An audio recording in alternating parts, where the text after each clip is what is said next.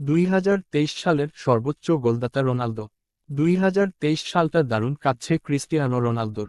গত বছর কাতারের স্বপ্নভঙ্গের পর সৌদি প্রো লিগের দল আল নাসরে যোগ দিয়ে উঠছেন তিনি।